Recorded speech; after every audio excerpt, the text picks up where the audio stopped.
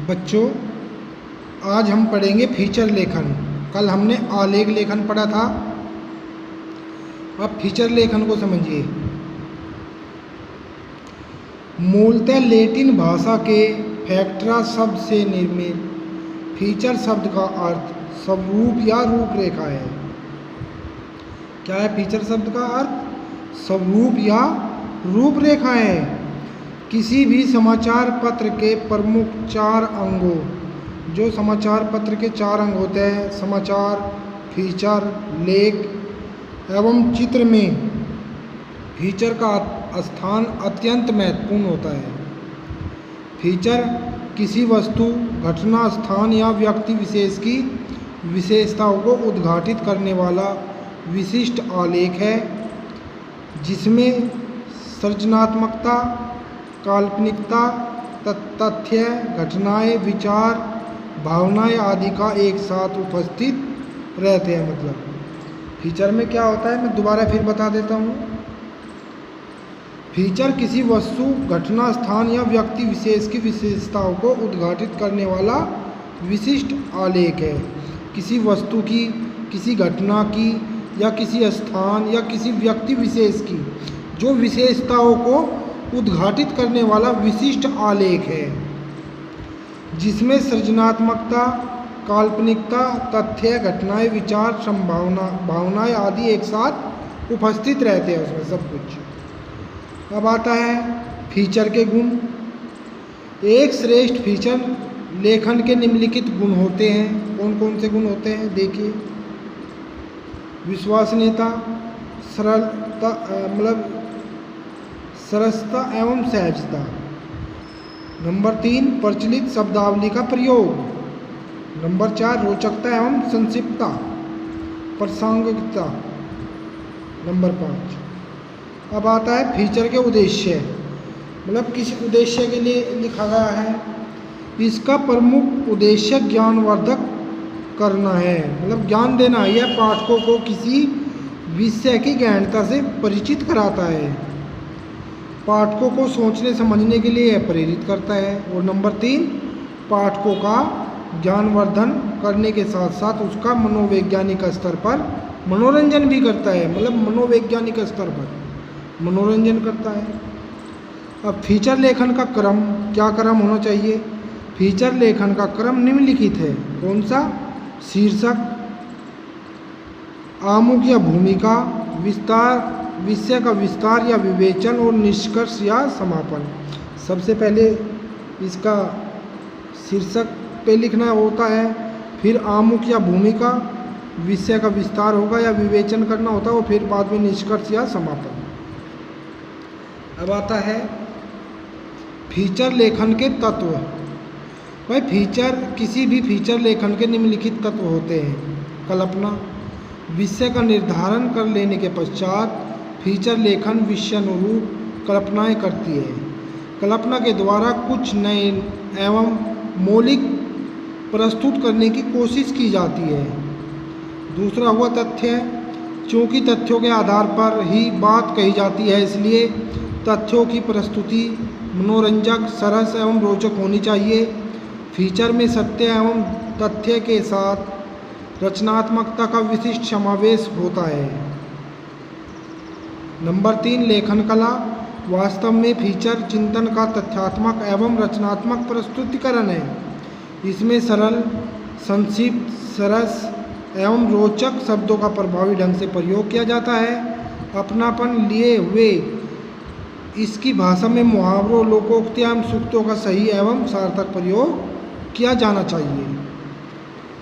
अब आता है फीचर लेखन के प्रकार। कितने प्रकार से फीचर लिखे जाते हैं? भाई फीचर लेखन के विषय अनंत एवं किसी भी प्रकार की सीमाओं से मुक्त है। इसके बावजूद फीचर लेखन के विषय को ऊपरी तौर पर निम्नलिखित श्रेणियों में विभाजित किया जाता है। कौन कौन सी है?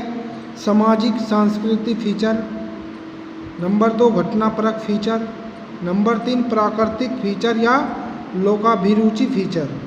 नंबर 4, साहित्यिक फीचर। और नंबर 5, राजनीतिक फीचर। ये फीचर अलग अलग प्रकार के लिखे जाते हैं। आगे देखिए फीचर लेखन संबंधी मुख्य बातें। भाई फीचर लेखन संबंधी मुख्य बातें निम्नलिखित है। कौन कौन सी है? फीचर को सजीव बनाने के लिए उसमें विषय से जुड़े लोगों की उपस्थिति अनिवार्य है। मतलब जो फीचर को सजीव बनाने के लिए जो विषय से जुड़े लोग हैं उनकी उपस्थिति भी अनिवार्य होती है। फीचर में शामिल तथ्यों को अभिव्यक्त करने का ढंग ऐसा हो कि पाठक को लगने लगे कि वह स्वयं देख वह सुन रहा हो। मतलब जो फीचर में शामिल तथ्यों को अभिव्यक्त करने का ढंग इस प्रकार होना चाहिए जो पाठक है, पढ़ने वाले को यह लगा वह खुद ही देख रहा है और खुद ही सुन रहा है। फीचर कोई शोध रिपोर्ट नहीं है, अतः उसे सूचनात्मकता के साथ मनोरंजक भी होना चाहिए। फीचर कथात्मक विवरण एवं विश्लेषण होता है, लेकिन इसे किसी बैठक की कार्रवाई या विवरण की तरह नहीं लिखा जाना चाहिए। फीचर का कोई न कोई उद्देश्य होना चाहिए और उस उद्देश्य के इर्द गिर्द ही सभी प्रासंगिक सूचनाएं, तथ्य एवं विचार गुथे होने चाहिए। फीचर लेखन का कोई निश्चित ढांचा या फार्मूला नहीं होता। मतलब फीचर लेखन का कोई निश्चित ढांचा नहीं होता, कोई फार्मूला नहीं होता, इसलिए इसे कहीं से भी आरंभ किया जाता है। कोई फार्मूला नहीं है, कहीं से भी लिखना आप आरंभ कर सकते हैं। और फीचर में शुरू से लेकर अंत तक प्रवाह एवं गति बनी रहनी चाहिए। जो प्रवाह है शब्दों का, जो गति है वो बनी रहनी चाहिए। अतः प्रत्येक अनुच्छेद अपने पूर्व के अनुच्छेद से सहज रूप से संबंधित होना चाहिए। अब आता है फीचर, देख लीजिए इसके उदाहरण किस प्रकार के होते हैं। अंतर्राष्ट्रीय योग दिवस विषय पर एक फीचर लिखिए। अंतर्राष्ट्रीय योग दिवस विषय पर फीचर लिखना है। देखिए, योग प्राचीन काल से ही भारतीय संस्कृति का अंग रहा है। हमारे पूर्वजों ने बहुत पहले ही योग के महत्व को पहचान लिया था, इसलिए योग पद्धतियों सदियों बाद भी जीवित है। योग प्रत्येक दृष्टिकोण से लाभदायक है।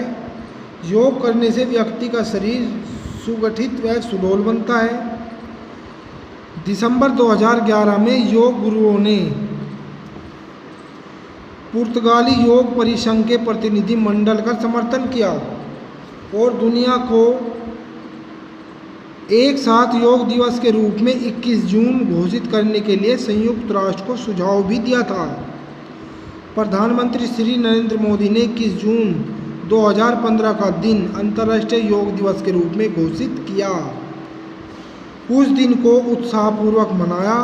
यह दिन पूरे उत्तरी गोलार्ध में लंबा दिन होने के साथ साथ काफ़ी महत्वपूर्ण भी है। जो 21 जून का दिन है वो लंबा होने के साथ साथ काफ़ी महत्वपूर्ण भी है। राष्ट्रीय स्वयंसेवक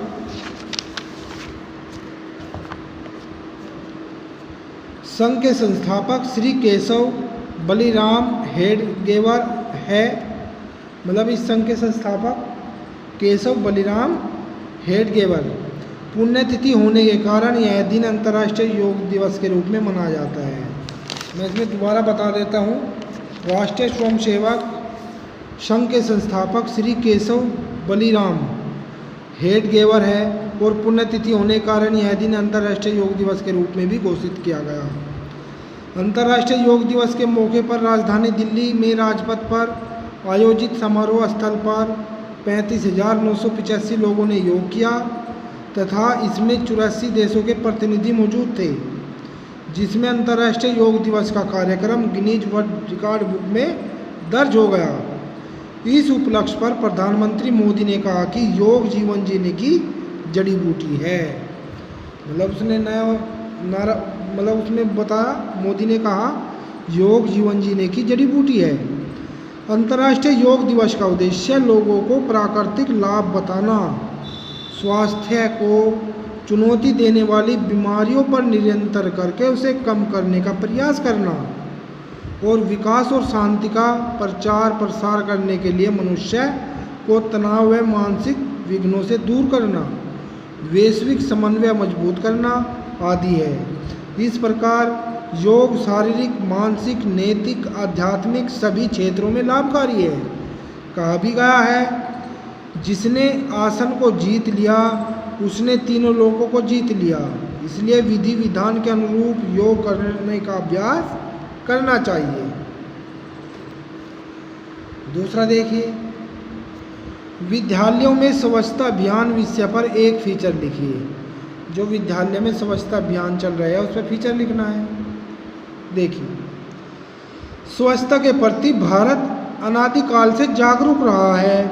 दूर न भी जाए तो पराधीनता के दौरान महात्मा गांधी ने देश को स्वच्छ करने का बीड़ा उठाया था। स्वतंत्रता के बाद की सरकारों ने इस ओर ध्यान तो दिया पर कम दिया।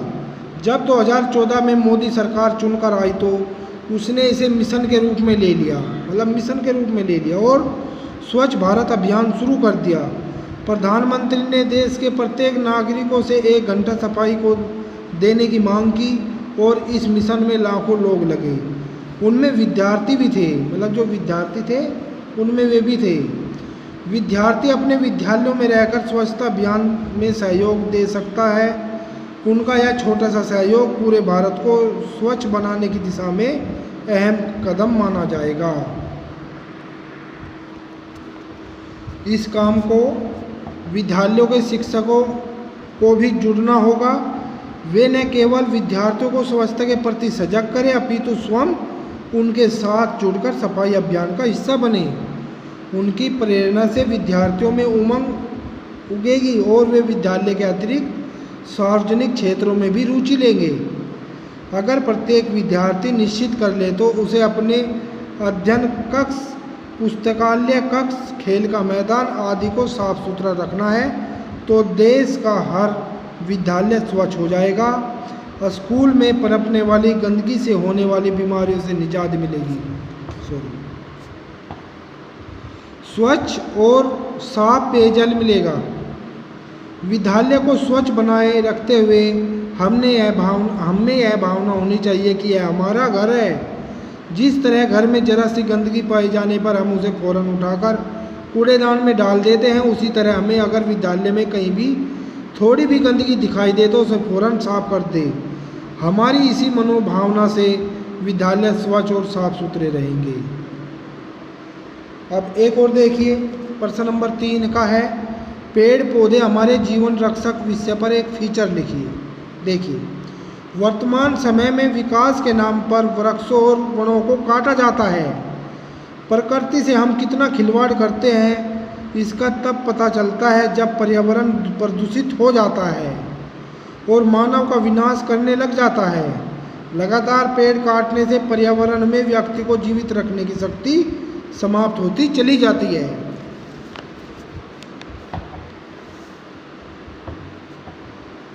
प्रदूषित वातावरण के कारण हमें सांस लेने में दिक्कत होती है। अगर हम अपने स्तर पर पेड़ों को, पूरी वनस्पतियों को क्षति पहुंचाने की आदत छोड़ दें और इसे न काटने का संकल्प ले लें, लकड़ियों के दरवाज़ों की जगह लोहे के दरवाजे और अन्य ज़रूरत का सामान उपयोग करना शुरू कर दे तो बहुत से हरे भरे वृक्षों की रक्षा की जा सकती है। इसी तरह अगर हम हर साल 1 या 2 पेड़ लगाने का संकल्प ले लें तो इसे पूरा कर सकेंगे। इस तरह हम प्रकृति की संपत्ति के संवर्धन में बड़ा योगदान कर सकते हैं। यह प्रकृति पर दया नहीं होगी अपितु अपने पर मेहरबानी होगी। प्रकृति पर दया नहीं होगी, अपने पे मेहरबानी होगी। पेड़ लगाकर हम अपना बिगड़ रहा जीवन सुधार लेंगे। वृक्ष लगाना एक पुनीत कार्य है। ऐसा कर हम अपने धर्म का सम्मान करेंगे, वातावरण उत्तम बनाएंगे, प्रदूषण कम करने में सहयोग देंगे। प्रदूषण से अपने आप को बचाने का एकमात्र उपाय पौधारोपण है। वृक्षों का महत्व गीता में भी कहा गया है। अर्जुन से श्री कृष्ण कहते हैं कि वृक्षों में मैं पीपल हूँ। मोहम्मद साहब तक ये पौधे को न काटने का निर्देश दिया है। मोहम्मद साहब तक ने पौधों को न काटने का भी निर्देश दिया है। आगे देखिए, एक वृक्ष व्यक्ति को कितना लाभ पहुंचा सकता है कि इसका अनुमान एक वैज्ञानिक ने इस तरह लगाया है। एक वृक्ष से हमें 16 लाख रुपए का लाभ मिलता है। यह 2.5 लाख की ऑक्सीजन देता है और 2.5 लाख के बराबर जमीन उपजाऊ बनाता है। 5 लाख रुपए के बराबर पर्यावरण प्रदूषण होने से रोकता है। 3 लाख की नमी प्रदान करता है। यही नहीं, एक वृक्ष 2.5 लाख की छाया प्रदान करता है और इससे फल फूल और लकड़ी कई लाख रुपए का फायदा कराती है। इससे अधिक पेड़ पौधे लगाए जाने चाहिए क्योंकि ये हमारे जीवन रक्षक है। अधिक से अधिक पौधे लगाने चाहिए। तो ये जो 3 फीचर कराए हैं सभी बच्चे इन्हें अपनी फेयर कॉपी में करेंगे। जो मैंने 3 फीचर पढ़ाए हैं इन्हें अच्छी तरह से समझेंगे, याद करेंगे और अपनी नोटबुक में इन्हें नोट भी करेंगे ताकि आपको लिखने की आदत भी ना छूटे आपकी। ठीक है बच्चों, तो उसे अगर कोई भी आपको दिक्कत होती है, कोई बात आपकी समझ में नहीं आती है तो आप मुझे कॉल कर सकते हैं, व्हाट्सअप कर सकते हैं। धन्यवाद।